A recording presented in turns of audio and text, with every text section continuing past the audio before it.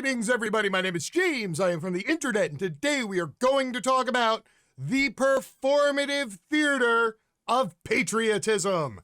Now, I spent the better part of a decade out in the streets, recording, live streaming, and covering protests, riots, actions, all sorts of things. And something that I saw a lot, honestly, more frequently than I thought I would or should have, was people at the end of protests and whatever the hell else happened, going up to cops and soldiers or people in fatigues and thanking them for their service. And then they, take their little kids and they huddle up and they have this warm glow about them and they go and they walk off and they all feel better about themselves. They don't actually tell the officer or the soldier that they, are thanking them for their service because they really care about the service they did. They just care about feeling better about themselves. Look at me. I'm the kind of person who thanks somebody in uniform for their service. I am truly a moral person. I'm glad I got to do that in front of my children and show them just how moral I am. So, if right about now you're thinking I'm a dick because I'm saying that's performative theater, well, let me show you what thanking people for their service, especially on behalf of patriots, what it actually looks like in real life beyond the performative theater portion of the show. Shall we? Here we go! Veteran dies of treatable illness as COVID fills hospital beds, leaving doctors, quote, playing musical chairs. That's right, we're going to hear the story about how an honorable, retired U.S. military veteran couldn't even get a bed in a hospital because of all of the unvaccinated people filling up all the beds, most of whom are the people who would have thanked him for his service if they saw him out in the street in fatigues, because they're real patriots. And the patriots want you to know that they really, really, really appreciate your service. So much so, in fact, that they rush out and take all the hospital beds rather than getting a vaccination and then leave you to fucking die. Don't believe me? Let's read about it. When U.S. Army veteran Daniel Wilkinson started feeling sick last week, he went to the hospital in Belleville, Texas, outside Houston. His health problem wasn't related to COVID-19, but Wilkinson needed advanced care. And with the coronavirus filling up intensive care beds, he couldn't get in time to save his life. Quote, he loved his country, his mother said. He served 2 deployments in Afghanistan, came home with a Purple Heart, and it was a gallstone that took him out. That's right, no ICU beds anywhere. So, the veteran just got left to sit there and drown in his own juices and slowly die. Because a whole bunch of patriotic people who normally would have thanked him for his service were too busy taking all the oxygen, all the water, all the people, and all the resources out of the hospital and the state to serve themselves at the 11th hour after they refused to get vaccinated. Stop me if you've heard that part of the story before while I continue to read this part. A Belleville emergency room physician treated Wilkinson and discovered that he had gallstone pancreatitis, something the Belleville hospital wasn't equipped to treat. Quote, I do labs on him. I get labs. The labs come back and I'm at the computer and I have one of those oh crap moments. If that stone doesn't spontaneously come out and doesn't resolve itself, that fluid just builds up, backs up into the liver, backs up into the pancreas, and starts to shut down those organs. His blood work even showed that his kidneys were shutting down. Wow, if only in the land of the greatest healthcare system in the world, a decorated U.S. veteran was able to get the medical care needed to cure an easily curable illness. But, unfortunately, all the patriotic people with no vaccines taking up all the beds and the hospital resources and that sort of thing. So, tough luck there, decorated veteran dude. You should have been more patriotic and just not gotten a vaccination and then, got admitted to the hospital last week to get some oxygen with the rest of the nudniks who didn't bother to get vaccinated. Then you could have had a bed. The doctor recalled making multiple phone calls to other facilities only to get a lot of sorry in reply. Other places had the specialist to do the procedure, but because of how sick he was, Wilkinson needed intensive care, and they didn't have an ICU bed to put him in. Quote, then I'm at my computer, and I'm scratching my head, and I get this thought like, what if I put this on Facebook or something? Maybe somebody can help out. One doctor messaged me, hey, I'm in Missouri. Last time I checked, we have ICU beds. We can do this. Call this number. Next guy messages me. He's a GI specialist. He goes, I'm in Austin. I can do this procedure. Get him over. I said, okay, great. Let's go. Then he texted me back 5 minutes later. I'm sorry. I can't get administrative approval to accept him because we're full.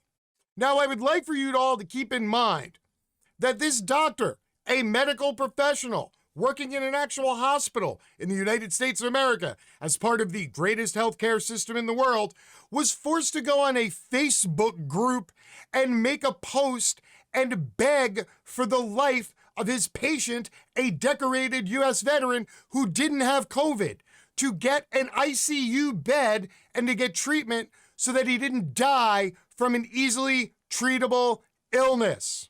If only there were some ICU beds available. If only there were some people who were so patriotic that they would give a shit about their other 330 million American brothers and sisters. You know, all the other people who live in this country who might need access to medical care. Yeah, but you know, fuck all those people, right? Man, if only there was like some kind of a medical procedure or a wonder drug or something that people could just all take, and then it would stop spreading the virus around a lot and people wouldn't get as sick, and, you know, then the hospitals wouldn't get full. Man, we really should invent something like that, shouldn't we? Wow. For nearly 7 hours, Wilkinson waited in an ER bed at Belleville. Quote, I had that thought in my head, I need to get his mother here right now. I said, if he doesn't get this procedure done, he is going to die. They knew he was going to die. The doctor knew. The hospital knew. All of the other doctors and hospitals that he contacted on a Facebook group and through a text chain, they all knew that this decorated Army veteran was going to die if he didn't get a simple procedure in the next few hours. And nobody, not one, could find him a bed because of all the fine, upstanding, patriotic, unvaccinated Americans taking up all the ICU beds, sucking up all the resources, because God damn it, that's patriotism. Quote, I also had to have the discussion with him. Dan, if your heart stops in front of me right here, what do you want me to do? Do you want me to do everything we can to resuscitate you? Try to get your heart back? If that were to happen, Dan, if I were to get you back, we're still in that position we're in right now. In other words, Dan, I think more than likely you are going to die. But hey, don't worry, the guy who was willing to die for your freedoms, yeah, I'm sure he's really happy that you exercised your freedom by not bothering to get vaccinated and, you know, maybe helping other people, because fuck those people, right? That's patriotism. Finally, a bed opened up at the VA hospital in Houston. It was a helicopter ride away. The doctor recalled Wilkinson saying, I promised myself after Afghanistan I'd never be in a helicopter again. Oh well, let's go. Yeah, Wilkinson was airlifted to Houston, but it was already too late. Quote, they weren't able to do the procedure on him because it had been too long. They told me they'd seen air pockets in his intestines, which means that they were already starting to die off. They told me that I had to make a decision, and I knew how Danny felt. He didn't want to be that way. And so we were all in agreement that we had to let him go.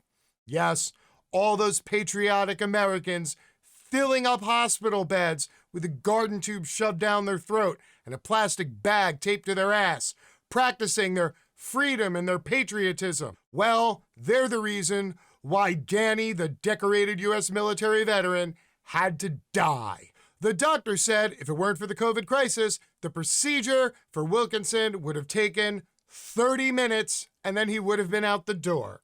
Quote, I've never lost a patient from this diagnosis ever. We know what needs to be done and we know how to treat it and we get them to where they need to go. I'm scared that the next patient that I see is someone that I can't get to where they need to go. We're playing musical chairs with 100 people and 10 chairs. When the music stops, what happens? People from all over the world come to Houston to get medical care, and right now, Houston can't take care of patients from the next town over. That is the reality. As of last night, there were 102 people waiting for an ICU bed in the greater Houston area.